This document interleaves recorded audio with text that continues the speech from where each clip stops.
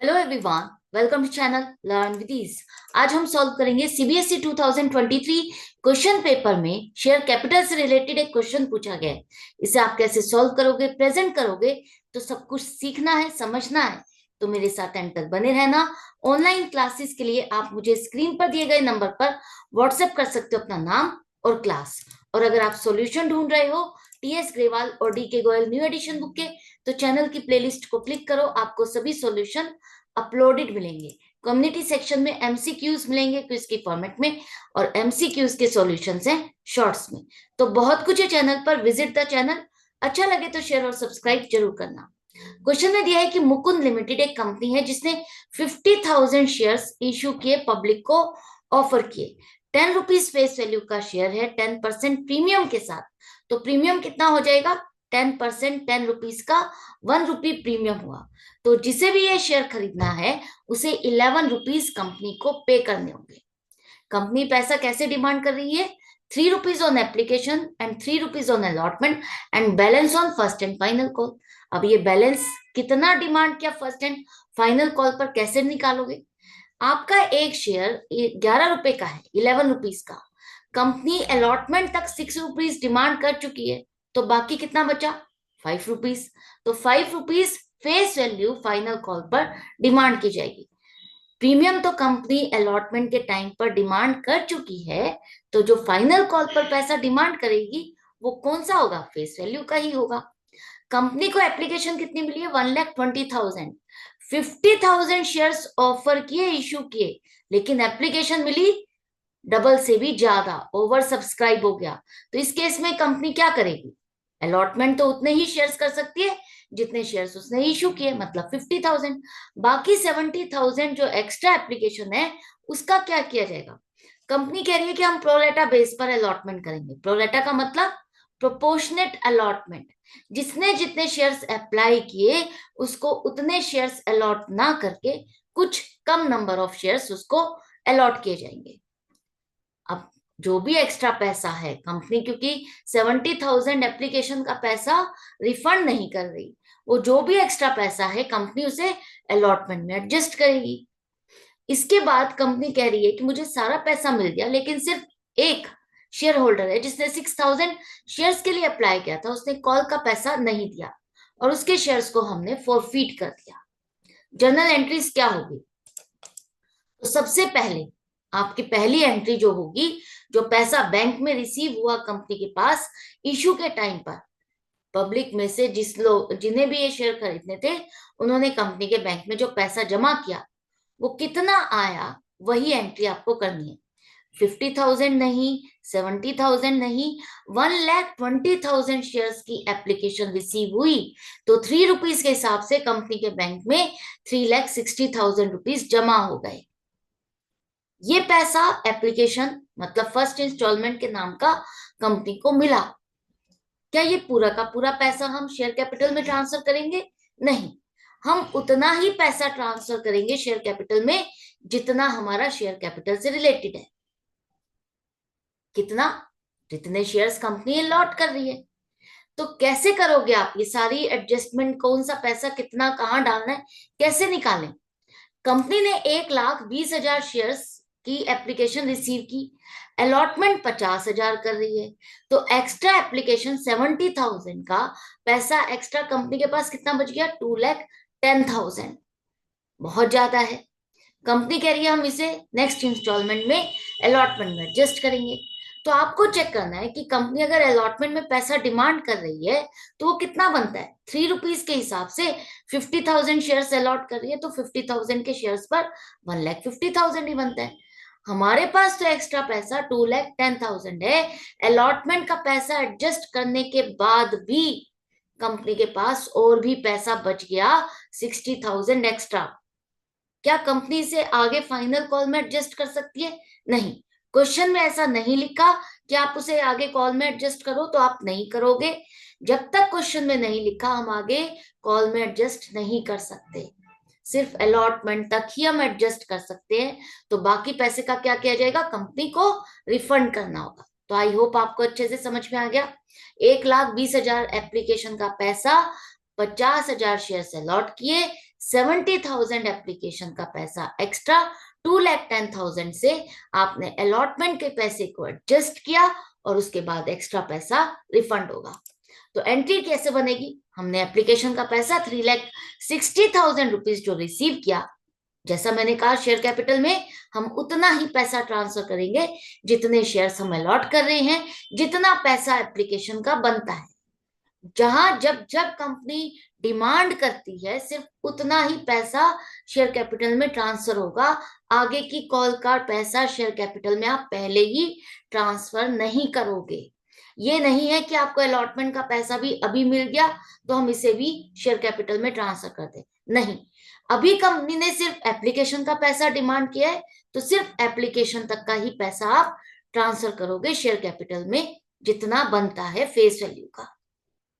इसके बाद कंपनी कह रही है कि हम अलॉटमेंट में एडजस्ट करेंगे बाकी का पैसा।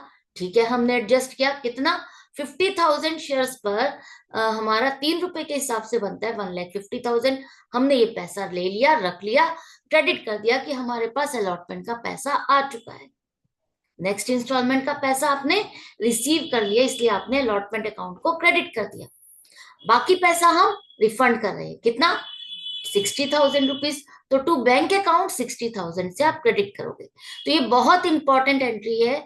हमेशा क्वेश्चन में जब भी एडवांस है, एप्लीकेशन के टाइम पर आपको जब भी एडवांस मिलता है तो आपको एक बारी जरूर से चेक करना है कि वो अलॉटमेंट में आप एडजस्ट कर रहे हो तो अलॉटमेंट में बनता कितना है पैसा और हमारे पास एक्स्ट्रा है कितना। एडजस्ट करने के बाद अलॉटमेंट में अगर कुछ भी पैसा एक्स्ट्रा है तो वो आपको रिफंड दिखाना होता है, रिफंड करना है पैसा। एप्लीकेशन की कहानी पूरी हो गई। वैसे तो अलॉटमेंट का पैसा भी आपको रिसीव हो चुका है, लेकिन फिर भी जैसे कि हम हर क्वेश्चन में अलॉटमेंट की ड्यू की एंट्री बनाते हैं, उसी तरह से आपको यहाँ पर भी अलॉटमेंट की ड्यू की एंट्री बनानी होगी। बेशक आपको पूरा पैसा मिल चुका है, अब बैंक में अलॉटमेंट के नाम का कोई पैसा नहीं आएगा। अलॉटमेंट के नाम का कंपनी पैसा डिमांड भी नहीं करेगी और रिसीव भी नहीं करेगी, लेकिन ड्यू की एंट्री फिर भी आपको बनानी है कि कंपनी को अलॉटमेंट सेकेंड इंस्टॉलमेंट का पैसा लेना कितना था। इक्विटी शेयर अलॉटमेंट अकाउंट को डेबिट करो 1,50,000 to equity share capital account 1 lakh to securities premium 50,000। 3 रुपए में से 2 रुपए फेस वैल्यू, 1 रुपया प्रीमियम है। ये एंट्री हम क्यों बना रहे हैं? क्योंकि मैंने हमेशा आपको बताया अलॉटमेंट अलॉटमेंट ये सब टेम्परेरी अकाउंट है, तो इनको क्लोज करना होगा आपको। अगर ये पैसा रिसीव हुआ है तो आपने किस लिए रिसीव किया? क्योंकि हमारा ये सेकेंड इंस्टॉलमेंट एक तरह से अलॉटमेंट का पैसा ड्यू था, वो पैसा आपने रिसीव किया, जिसमें से फेस वैल्यू आपने शेयर कैपिटल में ट्रांसफर की और सिक्योरिटीज प्रीमियम का पैसा आपने प्रीमियम का पैसा सिक्योरिटीज प्रीमियम में ट्रांसफर किया। यही करते हो ना आप, जब ड्यू की एंट्री बनाते हो तभी शेयर कैपिटल में पैसा ट्रांसफर करते हो। तो ये ड्यू की एंट्री बनानी बहुत जरूरी थी, क्योंकि इसी के थ्रू हम शेयर कैपिटल में पैसा ट्रांसफर करते हैं। पहली ट्रांजैक्शन जब एप्लीकेशन का पैसा मिलता है उस टाइम हम शेयर कैपिटल में ट्रांसफर नहीं कर सकते, जब तक कि हमें कंफर्म ना हो जाए कि लोग खरीदना चाहते हैं, क्या हम अलॉटमेंट कर सकते हैं, कौन लोग खरीदना चाहते हैं। तो फर्स्ट एंट्री तो हमारी बैंक से स्टार्ट होती है। एप्लीकेशन के बाद जब भी आप नेक्स्ट जो भी कॉल होगी, allotment, first call, second call, उस टाइम पर आप पहले ड्यू की एंट्री बनोगे और उसके बाद आप देखोगे कि पैसा कितना रिसीव हुआ। अलॉटमेंट तक कंपनी को पूरा पैसा मिल चुका है तो बैंक वाली एंट्री इस केस में नहीं आएगी। अब नेक्स्ट क्या स्टेप होगा? अब कंपनी फाइनल कॉल की डिमांड करेगी। फाइनल कॉल पर कंपनी ने कितना पैसा डिमांड किया? 5 रुपए। मैं एक्सप्लेन कर चुकी हूँ आपको कि 11 रुपए का एक शेयर है, 6 रुपीज कंपनी डिमांड कर चुकी है अलॉटमेंट तक, तो 5 रुपीज फेस वैल्यू के फाइनल कॉल पर डिमांड करेगी। तो equity share first and final call account debit 2,50,000 to equity share capital account 2,50,000। अब कंपनी को पैसा रिसीव कितना हुआ? कंपनी को यहां पर 6,000 शेयर्स जिसने अप्लाई किए थे उसने पेमेंट नहीं की। अब एक बात याद रखना, जो भी हमारी एडवांस की कहानी थी, जो भी हमें एप्लीकेशन पर एक्स्ट्रा पैसा मिला था, वो हम अलॉटमेंट तक एडजस्ट कर चुके हैं सब। अब हमारे पास किसी का भी कोई एक्स्ट्रा पैसा नहीं है। अब तो ये अगर कंपनी डिमांड कर रही है तो ये पूरा का पूरा पैसा शेयर होल्डर्स को आपके बैंक में जमा करना होगा, राइट। तो एडवांस नहीं है, कोई एडजस्टमेंट्स नहीं है, फिर भी हमें यहाँ पर एक कैलकुलेशन करनी होगी क्या, कि अगर इसने 6,000 शेयर्स के लिए अप्लाई किया तो कंपनी ने इसको कितने शेयर्स अलॉट किए, कितने शेयर्स पर कंपनी को पैसा नहीं मिला, ये तो फाइंड करना पड़ेगा ना। तो उसको फाइंड करने के लिए आप देखो, कंपनी ने 1,20,000 एप्लीकेशन पर 50,000 शेयर्स अलॉट किए, एप्लीकेशन उसकी 6,000 है, तो अलॉटमेंट कितनी हुई नहीं पता, क्वेश्चन मार्क आपका अलॉटमेंट के नीचे है। तो नंबर कौन सा ऊपर आएगा, जो अलॉटमेंट वाला है, नंबर ऊपर आएगा 50,000, उसके बाद upon 1,20,000 multiplied by 6,000 is equal to 2,500 shares allotted. उसको कंपनी ने 2,500 शेयर्स अलॉट किए थे, जिस पर उसने फाइनल कॉल का पैसा नहीं दिया।